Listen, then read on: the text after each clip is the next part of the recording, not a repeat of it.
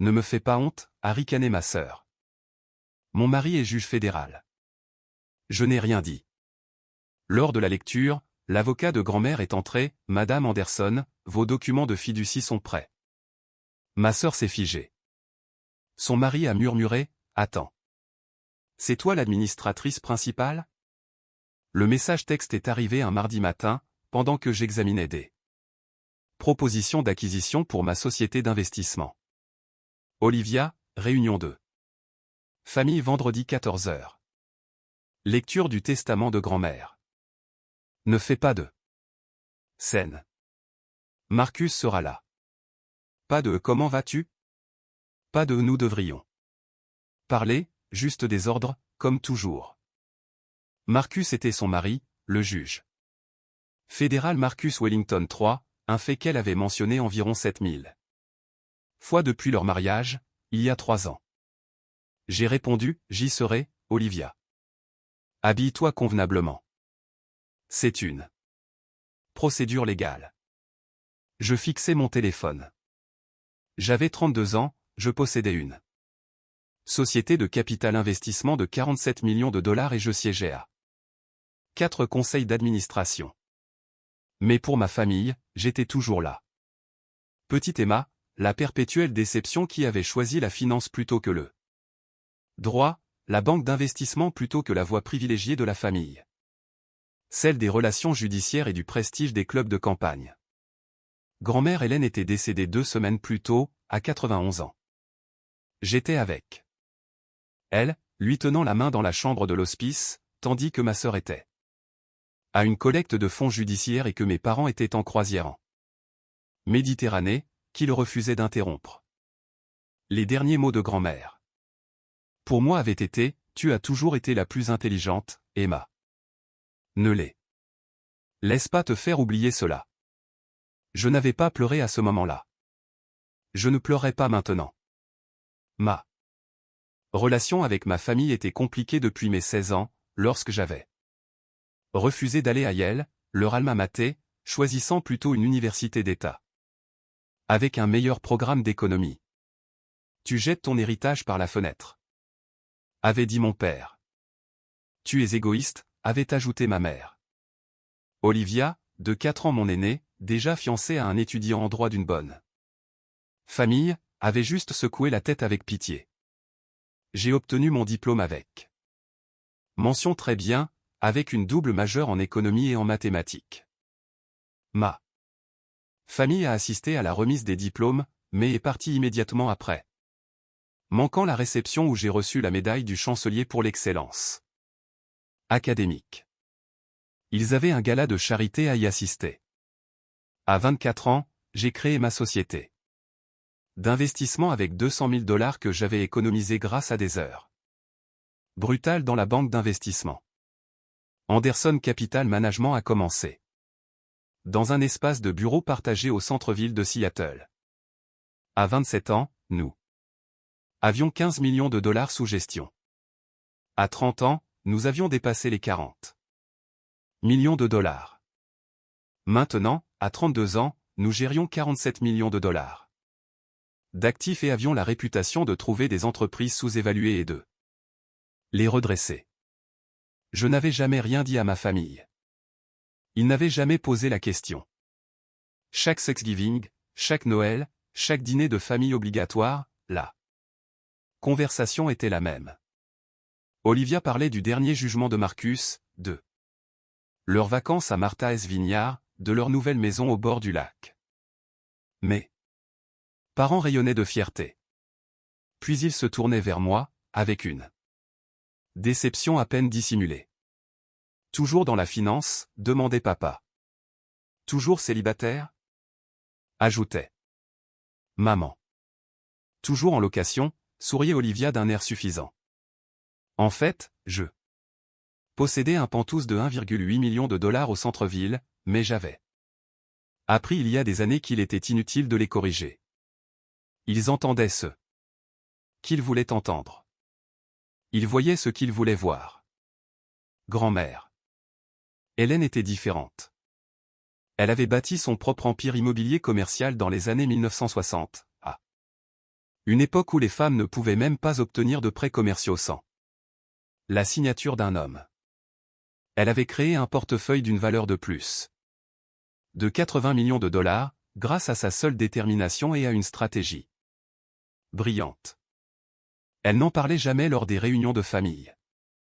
Elle se contentait d'observer, d'écouter, et parfois de croiser mon regard avec un air entendu.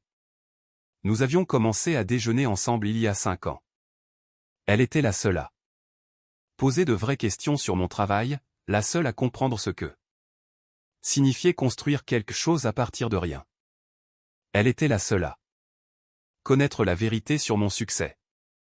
Il te sous-estime, m'avait-elle dit l'année dernière, autour d'un thé. C'est ton plus grand avantage. J'y avais beaucoup pensé depuis sa mort. Le vendredi est arrivé avec la pluie typique de novembre à Seattle. Je me suis habillé avec soin, un tailleur Armani bleu marine, des bijoux minimalistes. Mes cheveux attachés en un chignon professionnel.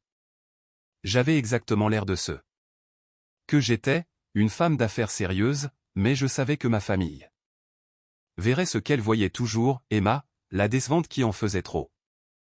La lecture était prévue à 14 heures, dans les bureaux de Whitmore & Associates. Les avocats de longue date de grand-mère.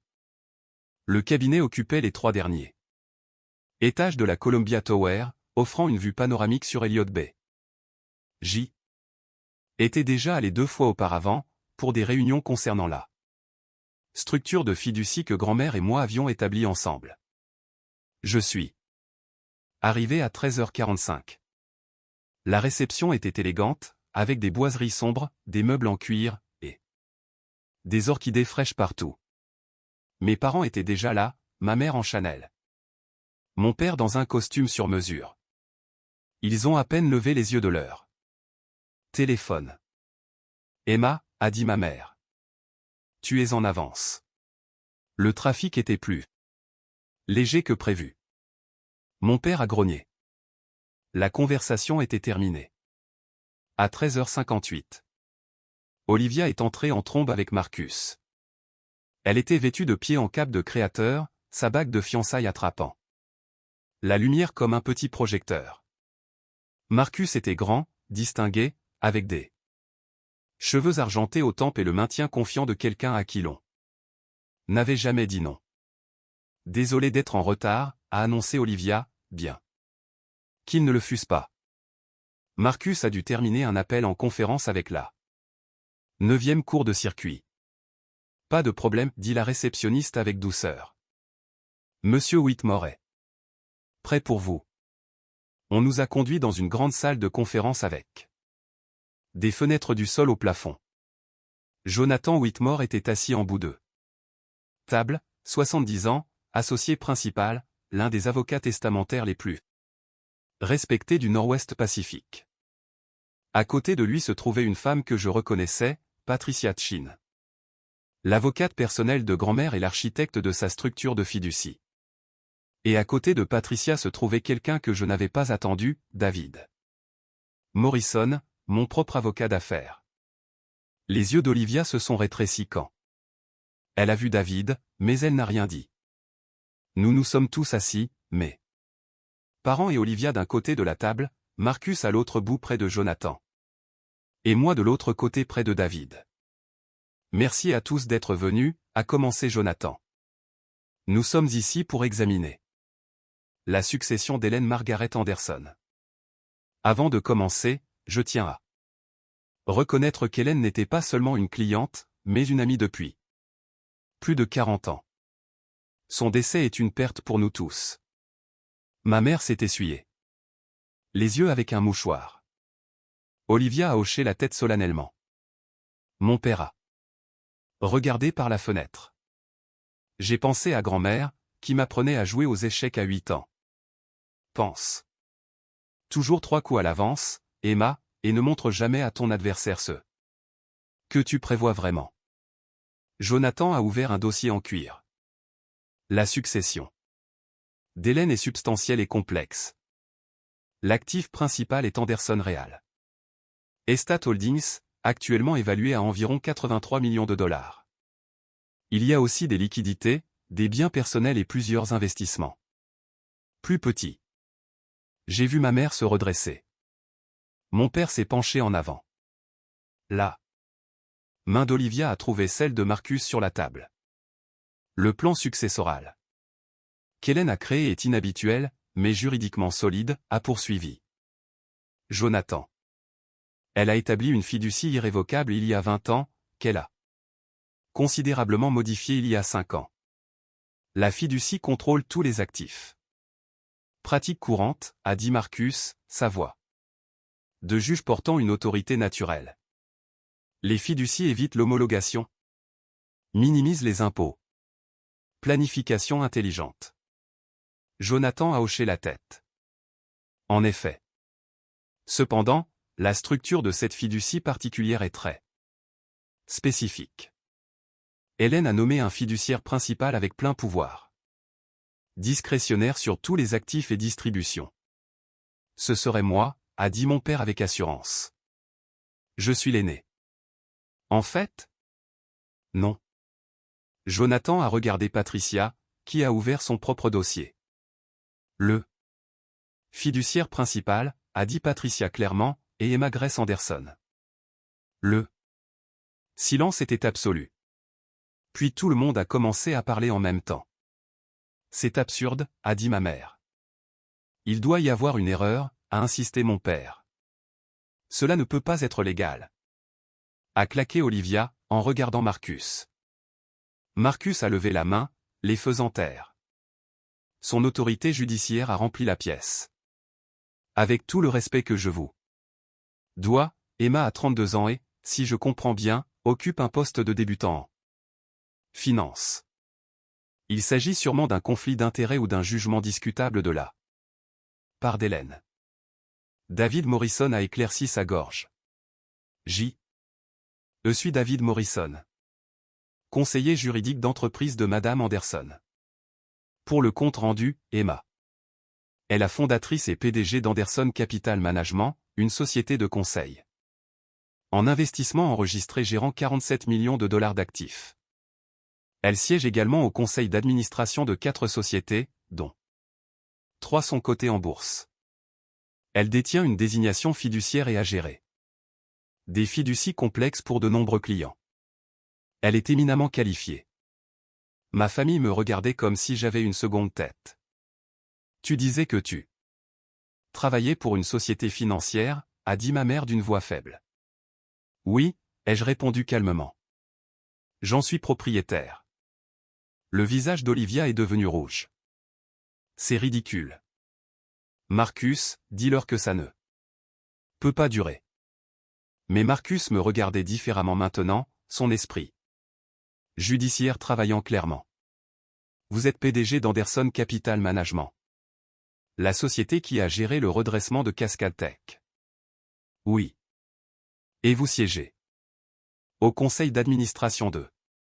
Il a fait une pause, passant clairement en revue des dossiers mentaux. Vous êtes au conseil d'Evergreen Medical. J'ai vu votre nom sur un dossier. Oui. Il s'est rassis et je l'ai vu recalculer tout ce qu'il pensait savoir de moi. Patricia a continué, sa voix professionnelle et précise. Le document de fiducie est explicite. Emma a pleine autorité sur la gestion des actifs, les décisions d'investissement et les distributions aux bénéficiaires. La fiducie prévoit des distributions annuelles à Richard et Suzanne Anderson, c'est-à-dire vos parents. De 150 000 $ chacun. Olivia, vous recevez 100 000 $ annuellement. C'est tout, ma mère Alta. D'une succession de 83 millions de dollars? La fiducie priorise la croissance des actifs et les dons de charité, expliqua Jonathan.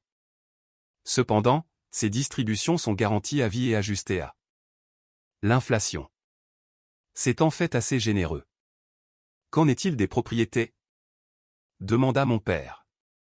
Les bâtiments commerciaux, la maison de vacances dans les. Ils s'enrouannent? Tous détenus en fiducie, dit Patricia, sous la gestion d'Emma. Olivia s'est levée brusquement.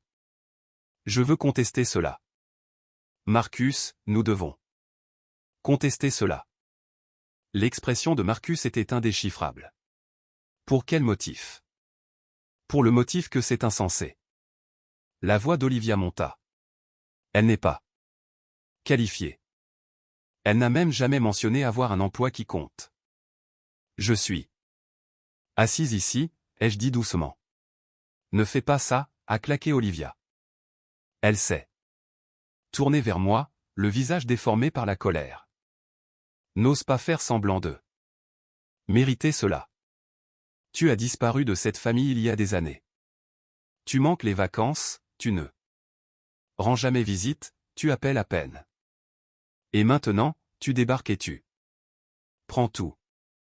Je n'ai rien pris, ai-je dit, ma voix calme. Grand-mère a pris ses décisions. Elle a modifié la fiducie il y a 5 ans, après m'avoir longuement consulté sur la planification financière. Elle était sénile, dit ma mère désespérément. Non, dit Patricia fermement.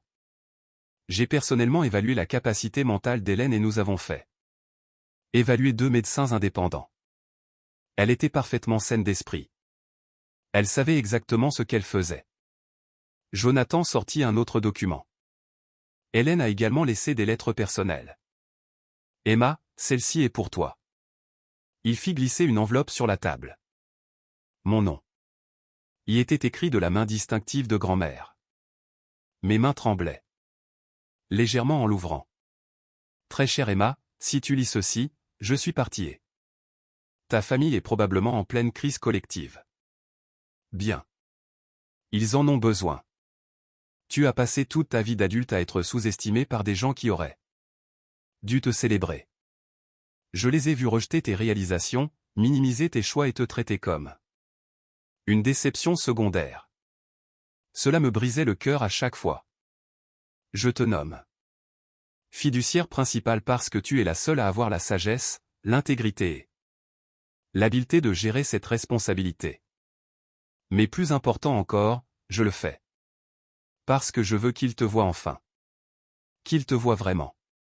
Tu as bâti un empire à partir de rien pendant qu'ils dépensaient leur héritage et se mariaient pour le prestige. Tu es resté humble pendant qu'ils se vantaient. Tu as continué à apprendre pendant qu'ils se reposaient sur leur diplôme. Ne les laisse pas te tyranniser.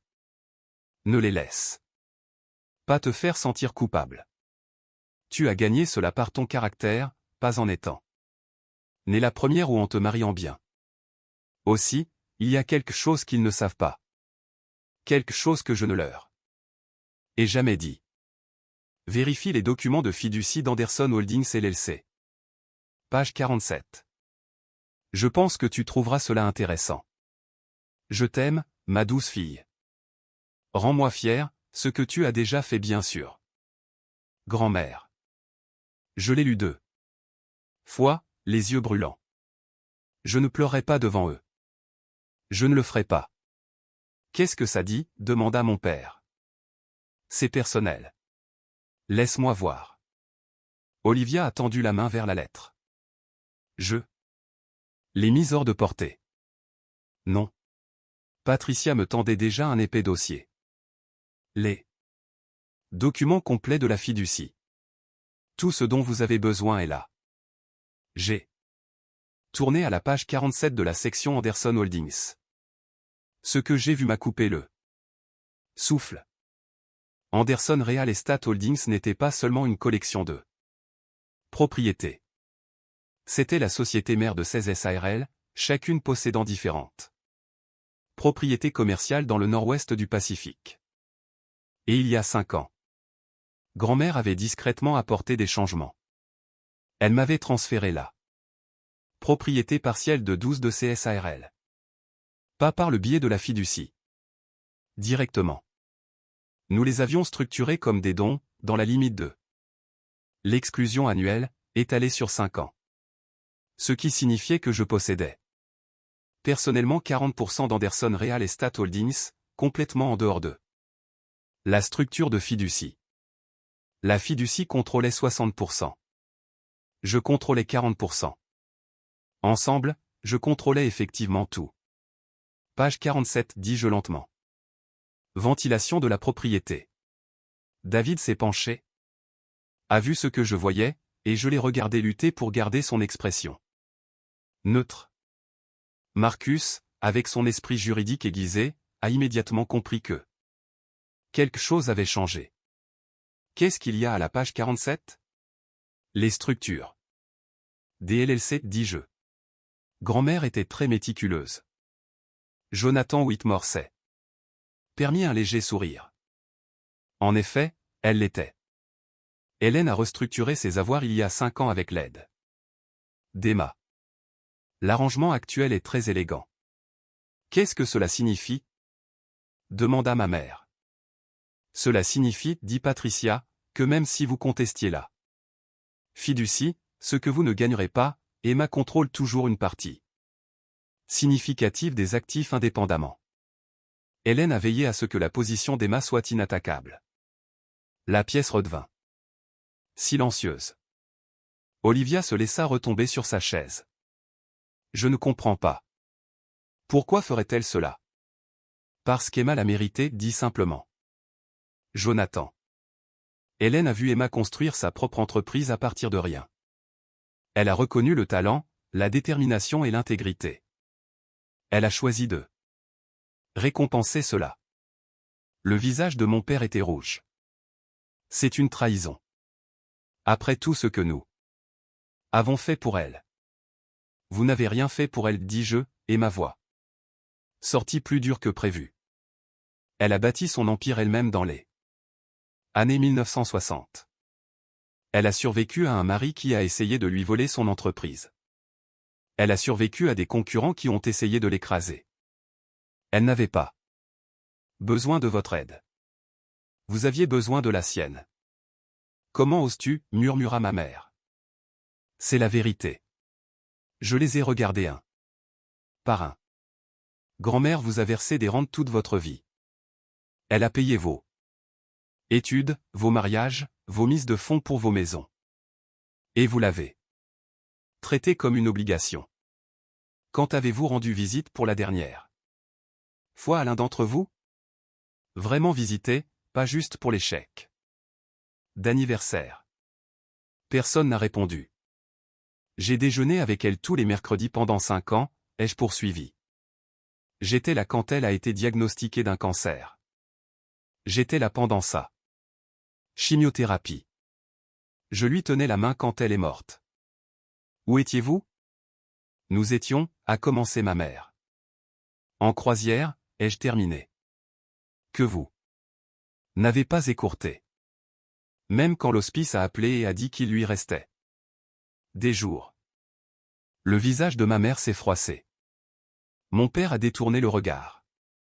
Olivia fixait la table. Marcus a éclairci sa gorge. C'est clairement une situation émotionnelle. Peut-être devrions-nous nous réunir à nouveau. Non, dit Olivia. Sa voix était différente maintenant, plus petite, plus dure. Je veux savoir quelque chose, Emma. As-tu manipulé une femme âgée pour de l'argent? L'accusation plana dans l'air comme du poison. David a commencé à répondre, mais j'ai posé une main sur son bras. J'ai aidé grand-mère à structurer sa succession pour qu'elle reflète ses valeurs. Soutien familial, mais pas dépendance. Don caritatif. Gestion stratégique des biens. Tout était son idée. J'ai juste fourni l'expertise financière. Pratique. Ricana Olivia. Et maintenant tu es riche. Je m'en sortais déjà bien, ai-je dit. Ma société génère environ 2,8 millions de dollars de revenus annuels. Je n'avais pas besoin de l'argent de grand-mère. Olivia a ri. Un son dur et laid. Oh, alors maintenant tu es millionnaire. Ensuite, tu nous diras que tu sors avec une célébrité. Je ne sors avec personne. J'ai été trop occupé à travailler. À faire quoi? À défier mon père. Fais-tu réellement dans cette entreprise que tu es censé diriger? J'identifie des entreprises sous-évaluées, généralement des entreprises familiales en transition. Nous acquérons une participation majoritaire, nous restructurons les opérations, nous améliorons les systèmes financiers et nous les développons. Ensuite, nous les conservons pour le flux de trésorerie ou nous les vendons avec un profit. L'année dernière, nous avons vendu une entreprise manufacturière pour 8,3 millions de dollars que nous avions acheté pour 2,1 millions de dollars 3 ans plus tôt. Les chiffres les ont fait taire. Marcus me regardait avec quelque chose qui ressemblait à du respect. C'est l'affaire Cascade Tech. Il a redressé une entreprise de semi-conducteurs en faillite. C'était un travail impressionnant. Merci. Pourquoi ne nous l'avez-vous jamais dit? A demandé ma mère, et pour la première fois, elle semblait sincèrement blessée plutôt que fâchée. Auriez-vous écouté? J'ai croisé son regard. Chaque fois que j'essayais de parler de mon travail, vous changiez de sujet. Chaque réalisation que je mentionnais, vous la rejetiez. Vous avez cessé de vous intéresser à ma vie, alors j'ai cessé de la partager. Patricia Chin a consulté sa montre. J'ai un autre rendez-vous, mais avant de partir, je veux clarifier l'autorité d'Emma. En tant que fiduciaire principale, elle contrôle tous les actifs de la fiducie, prend toutes les décisions d'investissement et détermine les montants des distributions dans les paramètres établis par Hélène. Elle ne peut être destituée qu'en cas de négligence grave ou d'activité criminelle, et même dans ce cas, uniquement par un vote unanime des 3 fiduciaires subordonnés, qui sont. Elle a vérifié ses notes. Jonathan Whitmore, moi-même, et David Morrison. 3 personnes qui travaillent pour Emma, a dit Olivia amèrement. 3 personnes qui travaillent pour la fiducie, a corrigé Patricia. Et qui ont des devoirs fiduciaires qui priment sur toute relation personnelle. Nous prenons ces responsabilités très au sérieux. Jonathan s'est levé, signalant la fin de la réunion. Les chèques de distribution annuels seront émis le mois prochain. Emma programmera des réunions trimestrielles pour examiner la performance de la fiducie. Si vous avez des questions sur l'administration de la fiducie, vous pouvez contacter directement son bureau. Son bureau, répéta mon père, engourdi. Anderson Capital Management, précisa David. Nous sommes dans la Rainier Tower, au 32e étage. L'assistante d'Emma peut fixer des rendez-vous. Nous nous sommes tous levés. Mes parents se sont dirigés vers la porte comme des somnambules. Olivia est restée en arrière. Marcus à ses côtés. Ce n'est pas fini, dit Olivia tranquillement. Tu ne peux pas simplement voler un héritage familial. Je n'ai rien volé, ai-je répondu. On m'a confié une responsabilité par quelqu'un qui me faisait confiance. Ce n'est pas du vol. C'est de la planification successorale. Marcus a posé une main sur le bras d'Olivia. Nous devrions partir. Mais Olivia s'est éloignée de lui, s'approchant de moi. Tu te crois si intelligente, n'est-ce pas? Avec ta compagnie, ton costume et ton emploi qui a l'air important. Mais tu n'es toujours que la petite Emma, la déception de la famille qui n'a même pas pu entrer à Yale. Je ne voulais pas de Yale, ai-je dit. Je voulais construire quelque chose de réel. Et je l'ai fait. Tu as manipulé une femme mourante. Ça suffit, dit Marcus fermement. Sa voix judiciaire. Olivia, c'est une accusation que tu ne peux pas prouver et que tu ne devrais pas faire. Les documents de la fiducie sont légaux. Les transferts ont été documentés. Les qualifications d'Emma sont légitimes. C'est fini. Olivia a regardé son mari sous le choc, trahi. Puis elle m'a regardé à nouveau, et ce que j'ai vu dans ses yeux était quelque chose que je n'avais jamais vu auparavant. La peur. Pas de moi, exactement, mais de ce que je représentais. La réalisation que la hiérarchie familiale sur laquelle elle s'était appuyée toute sa vie venait de s'inverser. Elle s'est retournée et est partie sans un mot. Marcus s'est arrêté à la porte.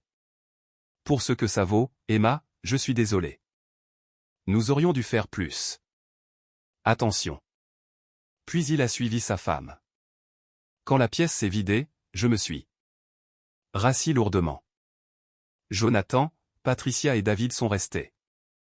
Ça s'est passé à peu près comme prévu, a dit Jonathan sèchement. Hélène avait prédit chaque réaction, a ajouté Patricia. Elle a dit que votre père ferait appel à la primogéniture, votre mère pleurerait, et votre sœur menacerait d'une action en justice par l'intermédiaire de son mari. Elle les connaissait bien. Elle vous connaissait mieux, a dit Jonathan. Elle m'a dit il y a 5 ans que vous étiez la seule à avoir l'intelligence et l'intégrité pour gérer cela. Elle avait raison. David a sorti son ordinateur portable. Nous devrions discuter des prochaines étapes. La fiducie a besoin d'une gestion active, et vous avez des décisions à prendre. Pendant l'heure suivante, nous avons examiné la structure de la fiducie. Les 83 millions de dollars d'actifs immobiliers généraient environ 6,2 millions de dollars de revenus d'exploitation nets annuels. Après les distributions familiales et les coûts d'exploitation, il restait environ 4,8 millions de dollars annuellement pour le réinvestissement et les dons de bienfaisance. Grand-mère avait spécifié qu'au moins 15% du revenu annuel de la fiducie irait à des œuvres de bienfaisance soutenant les femmes dans les affaires, l'accès à l'éducation et la recherche sur le cancer. Cela représentait un minimum de 930 000 dollars par an. Elle vous a essentiellement transformé en gestionnaire de fondation privée, a observé Patricia. Plus un gestionnaire de portefeuille immobilier. Plus votre propre entreprise. Vous allez être très occupé. Je peux le gérer. Je sais que vous le pouvez. C'est pourquoi Hélène vous a choisi. Patricia a fermé son dossier. Encore une chose. Hélène a laissé des instructions spécifiques concernant ses biens personnels. Il y a des objets qu'elle voulait que vous ayez. Ils sont à la maison. La maison de San Juan? Non. Sa maison. L'original. J'ai levé la tête brusquement. La maison Magnolia. Je pensais qu'elle l'avait vendue il y a des années. Patricia a secoué la tête. Elle ne l'a jamais vendue. Elle a laissé votre famille le croire, mais elle l'a gardée. Elle est détenue par l'une des LLC que vous possédez maintenant partiellement. Elle vivait en fait dans la maison d'hôte depuis 2 ans. La maison principale est restée vide, en attente. En attente de quoi? Patricia a souri. Elle a dit que vous le sauriez quand vous la verriez. La maison Magnolia, un vaste artisanat des années 1920, se trouvait sur un promontoire surplombant le Puget Sound, avec des vues s'étendant jusqu'aux montagnes olympiques. J'y avais passé des étés enfants, avant que grand-mère ne prétendument déménage dans un appartement plus petit. Patricia m'a rencontré là-bas samedi matin avec les clés. La maison était exactement comme je m'en souvenais, poutre en bois sombre, bibliothèque encastrée, banquette de fenêtres donnant sur l'eau. Mais elle avait été rénovée. Nouvelle cuisine, salle de bain rénovée, peinture fraîche. Elle était prête à emménager. Elle l'a préparée pour toi, a dit Patricia. Elle a passé la dernière année à s'assurer qu'elle était parfaite. Dans le bureau, il y avait un bureau avec une enveloppe dessus. Une autre lettre. Emma, cette maison renferme mes meilleurs souvenirs. Ton grand-père et moi avons élevé nos enfants ici. Tu as appris à lire dans la banquette de la fenêtre qui donne sur le jardin. Cette maison représente tout ce que j'ai bâti. Et tout ce en quoi je croyais. Des racines, la famille, l'héritage. Mais la famille n'est pas seulement le sang. Ce sont des gens qui te voient, qui croient en toi, qui célèbrent tes succès au lieu de les jalouser. Ta vraie famille pourrait être les amis que tu t'es fait, les mentors qui t'ont guidé. L'équipe que tu as bâtie au sein de ton entreprise. Cette maison est à toi. Vraiment à toi, pas détenue en fiducie. J'ai transféré le titre il y a 3 mois. C'est mon cadeau pour toi, parce que tu es exactement qui tu es. Vis ici. Construis ta vie ici. Remplis-la de gens qui te méritent. Et Emma, pardonne-leur. Si tu peux. Non pas parce qu'ils le méritent, mais parce que t'accrocher à la colère ne te fera que du mal. Ce sont des gens imparfaits qui ont fait des erreurs. Ne laisse pas leurs erreurs définir ton avenir. Mais n'oublie pas non plus qui tu es. Tu es la fille qui a obtenu son diplôme avec mention, qui a bâti une entreprise. À partir de rien, qui est restée auprès d'une femme mourante parce que c'était la bonne chose à faire. Tu n'es pas la déception de la famille. Tu ne l'as jamais été. Tu as toujours été la réussite. Ils n'ont simplement pas pu le voir. Tout mon amour, grand-mère. J'ai traversé les pièces vides, les imaginant remplies de meubles, de vie, de l'avenir que j'avais été trop occupé pour planifier. La maison valait au moins 2,3 millions de dollars, peut-être plus avec la vue et l'emplacement. Grand-mère m'avait tout donné. Pas seulement de l'argent aidé. Bien, mais de la validation. De la reconnaissance. La reconnaissance dont j'avais fait semblant de ne pas avoir besoin pendant 15 ans. Je me suis tenu dans le bureau, regardant le détroit et me suis enfin autorisé à pleurer. Lundi matin, je suis arrivé à mon bureau et j'ai trouvé 17 appels manqués de ma famille. Je ne les ai pas rappelés. Mardi, ma mère est apparue à mon bureau.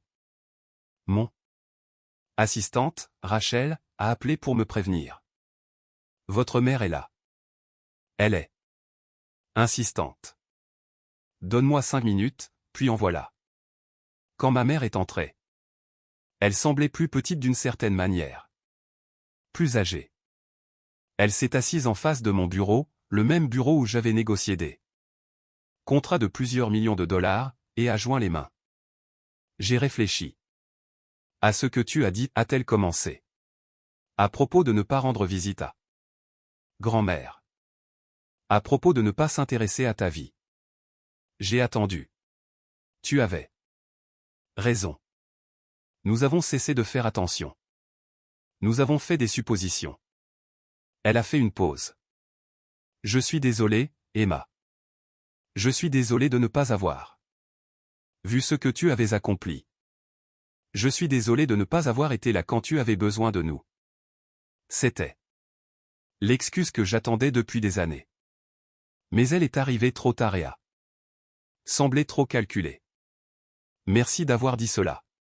Pouvons-nous, a-t-elle hésité. Pouvons-nous recommencer? Pouvons-nous essayer d'être une vraie famille? Je ne sais pas, ai-je dit honnêtement. Je veux croire que c'est possible. Mais ça va prendre du temps. Et ça va nécessiter un vrai changement, pas seulement des mots. Elle a hoché la tête, les larmes aux yeux. Viendras-tu au moins à Thanksgiving? Pas d'attente, pas de pression. Viens juste. J'ai pensé à la lettre de grand-mère. Pardonne-leur si tu peux. Je viendrai, ai-je dit. Mais j'amènerai mon équipe du travail. Ils sont aussi ma famille. Ma mère a tressailli, mais a hoché la tête. Bien sûr. Nous serions ravis de les rencontrer. Après son départ, je me suis assise à mon bureau en regardant la photo sur ma bibliothèque. Grand-mère et moi à ma remise de diplôme. Universitaire, toutes les deux rayonnantes. Elle avait conduit 5 heures pour être là quand mes parents étaient partis tôt. Mon téléphone a vibré. Un SMS. D'Olivia. Marcus dit que je te dois des excuses. Il a raison. Je suis désolé. J'ai été horrible. J'ai regardé le message longtemps avant de répondre, accepter. Mais ça va prendre du temps. Sa réponse est venue. Immédiatement. Je comprends. 3 mois plus tard, je me tenais devant la première cérémonie de remise de subvention de la Fondation familiale Anderson. Nous avions accordé 930 000 $ à 15 organisations soutenant les femmes entrepreneurs, les étudiants de première génération et la recherche sur le cancer. Mes parents étaient dans le public. Olivia et Marcus aussi. Ils avaient assisté à toutes les réunions trimestrielles de la fiducie, posé des questions intelligentes et avaient lentement commencé à me traiter comme la professionnelle que j'étais. Ce n'était pas parfait. Nous n'étions pas une famille de films de Hallmark, mais nous faisions des efforts. La maison Magnolia était maintenant entièrement meublée. J'y avais organisé Thanksgiving, et Noël aussi. Mon équipe d'Anderson Capital s'était intégrée à mes maladroites réunions de famille, remplissant les pièces de rire et de véritables conversations. David Morrison, Patricia Cheney, Jonathan Whitmore étaient devenus non seulement mes conseillers, mais aussi mes amis. Les personnes que grand-mère savait dont j'aurais besoin pour naviguer dans cette nouvelle réalité. Et tous les mercredis, je rendais visite à la tombe de grand-mère avec des fleurs fraîches et je lui racontais ma semaine. À propos de la performance de la fiducie, des entreprises que nous avions acquises, des subventions que nous avions accordées. À propos du processus lent, douloureux et plein d'espoir de reconstruction des relations familiales. Mais surtout, je la remerciais de m'avoir vu quand personne d'autre ne le faisait. De croire en moi quand je ne croyais guère en moi-même. De m'avoir appris que le succès ne consiste pas à prouver que les autres ont tort. Il s'agit de prouver que l'on a raison. La fiducie vaut maintenant 89 millions de $ et continue de croître. Anderson Capital Management gère 63 millions de $ d'actifs. Je siège à 6 conseils d'administration et je mentorise 3 jeunes femmes qui lancent leur propre société d'investissement. Ma famille perçoit ces distributions, participe aux événements de la fondation. Et a cessé de qualifier mon travail de truc de la finance. Il m'appelle maintenant Emma, pas petite Emma. Il pose de vraies questions et écoute les réponses. Ce n'est pas tout ce que je voulais, mais c'est plus que ce à quoi je m'attendais. Et chaque fois que je vois le titre de fiduciaire principal sur des documents juridiques, ou que je traverse la maison Magnolia, ou que je prends une décision concernant l'héritage de grand-mère, j'entends sa voix. Tu as toujours été la plus intelligente, Emma. Ne les laisse pas te faire oublier cela. Je ne l'oublierai jamais, grand-mère. Jamais.